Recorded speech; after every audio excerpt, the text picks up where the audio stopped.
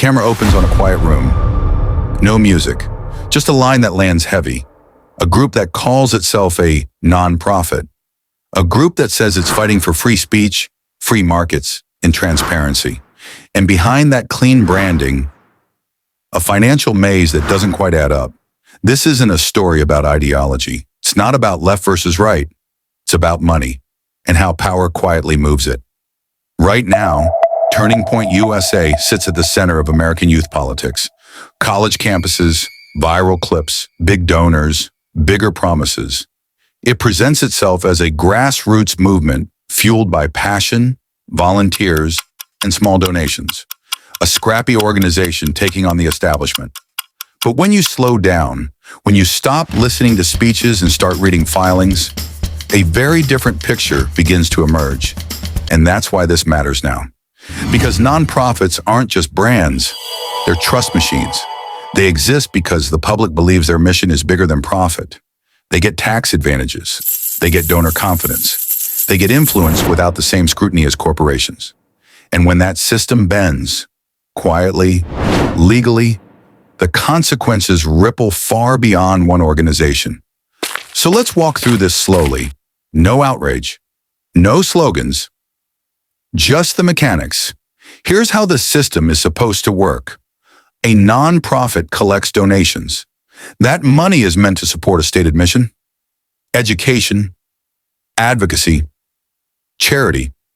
The IRS doesn't require perfection, but it does require alignment. The money should largely go toward programs, not personal enrichment, not shell games, not private benefit. In simple terms, the mission comes first. Everything else is secondary. Now here's where things get interesting. If you look at TPUSA's public tax filings over the years, one thing jumps out almost immediately. Expenses grow fast, revenue grows faster, and a significant portion of that money doesn't go to scholarships or students or direct education in the way most people imagine. Instead, large sums flow into speaking fees, consulting contracts, event production, media operations, payments to vendors closely tied to the same small circle of people. This is where nonprofit finance gets slippery, because technically, none of this is illegal on its own. A nonprofit can pay for marketing. It can pay executives. It can hire consultants. It can host lavish conferences. But when those payments loop back into the same ecosystem, when insiders keep appearing on both sides of the transaction, the question stops being, is this allowed? And becomes, is this what donors think they're funding? Think of it like this. You donate because you believe you're fueling a cause. But behind the curtain, the cause becomes a vehicle that generates revenue streams, visibility, and personal brands. And here's the uncomfortable math. When a nonprofit spends millions promoting personalities, instead of principles, the organization doesn't need to win arguments. It just needs to keep the spotlight on itself. Controversy becomes an asset. Outrage becomes renewable energy. Every viral moment becomes a fundraising opportunity. Every backlash becomes proof of relevance. Every campus clash becomes content, and content converts. Now let's talk about donor psychology for a moment, because this is crucial. Most donors don't read tax forms. They respond to narratives. They're told their money is fighting censorship, defending freedom, saving the next generation. It feels urgent, existential, emotional. But money doesn't move emotionally, it moves structurally. When donations come in, they're allocated by internal priorities. Salaries are locked in, contracts are honored, media teams are paid, and what's left filters down into impact. Not fraud, not theft, just design. Over time, a nonprofit like this doesn't behave like a charity. It behaves like a media company with tax benefits. And here's where irony creeps in. TPUSA publicly rails against elites, institutions, and corrupted systems. Yet its internal structure mirrors the very power concentration it criticizes. A small leadership core, highly paid figures, strategic partnerships that blur the line between mission and monetization. It's not a rebellion against the system, it's a mastery of it. Let's zoom in closer. One recurring pattern in large ideological nonprofits is the use of affiliated entities.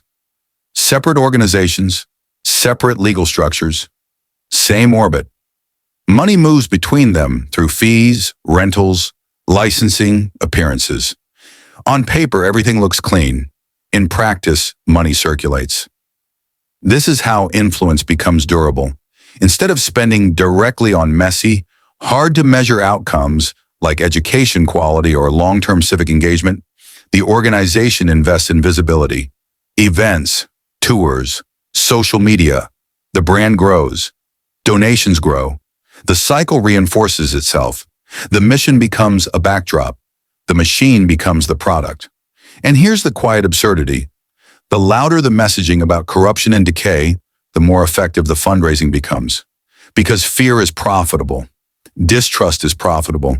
A constant sense of crisis keeps wallets open. So when critics raise concerns about spending priorities or internal enrichment, the response isn't financial clarification. It's moral framing. They're attacking us because we're effective. This is just political bias, which conveniently shifts the conversation away from spreadsheets. Now zoom out. TPUSA isn't unique. This model exists across the political spectrum. But that doesn't make it harmless, it makes it normalized. And normalization is the real risk. When young supporters learn that activism is inseparable from monetization, something subtle changes. Movements stop being about solutions. They become about sustaining. Attention, outrage becomes routine. Complexity disappears because complexity doesn't fundraise well. Here's the bigger implication. Nonprofits like TPUSA shape how an entire generation understands politics, not as a slow, boring process of trade-offs and governance, but as a perpetual culture war where visibility equals victory. And when money flows toward whoever can shout the loudest, the incentives shift permanently. You don't need better ideas. You need better clips. You don't need results. You need engagement. That's not just a conservative problem. That's a systemic one. And it raises an uncomfortable question about accountability. Because nonprofits exist in a strange space. They're not fully private, not fully public. They benefit from public trust, but operate with limited oversight unless something explodes. So most of the time, nothing explodes. Instead, the math hums quietly in the background. Salaries increase. Budgets expand. Conferences get flashier. And donors keep believing they're fighting a righteous battle. Meanwhile, the organization becomes too big to fail within its niche. And here's the final tension. If this model is working exactly as designed, if it's legal, if donors keep donating, then what exactly would reform even look like? Should nonprofits be judged by impact or by compliance? By intent or by outcomes? By mission statements? Or by where the money actually lands? Because if a nonprofit can function like a profit-driven media empire while wearing the language of activism, then the line between advocacy and industry has already blurred beyond recognition. And that leaves us with one last unresolved thought. If the future of politics is built by organizations that thrive on perpetual outrage, and if the nonprofit system quietly rewards that behavior, then who is the system really serving? The cause or the machine that sells it? Imagine a group that claims to fight for free speech, free markets, and transparency. A group that promises to take down the establishment and empower the next generation.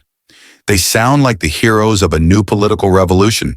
But here's the kicker. When you look behind the curtain, things aren't as they seem. TPUSA, a seemingly grassroots nonprofit, pulls in millions from donors who believe they're funding a cause. But the reality? That money is flowing in unexpected ways into high salaries, lavish events, and a network of insiders making deals with each other. It's not illegal. It's not outright theft. But it's a system that bends the rules just enough to raise serious questions about where that money really goes. This is a nonprofit that doesn't just rely on donors for support.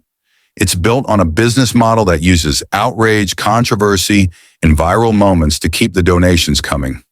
Every tweet, every campus protest, every media appearance, designed to keep the wheels turning. So while donors think they're funding change, they might be funding something else entirely, something that looks a lot more like a business than a movement.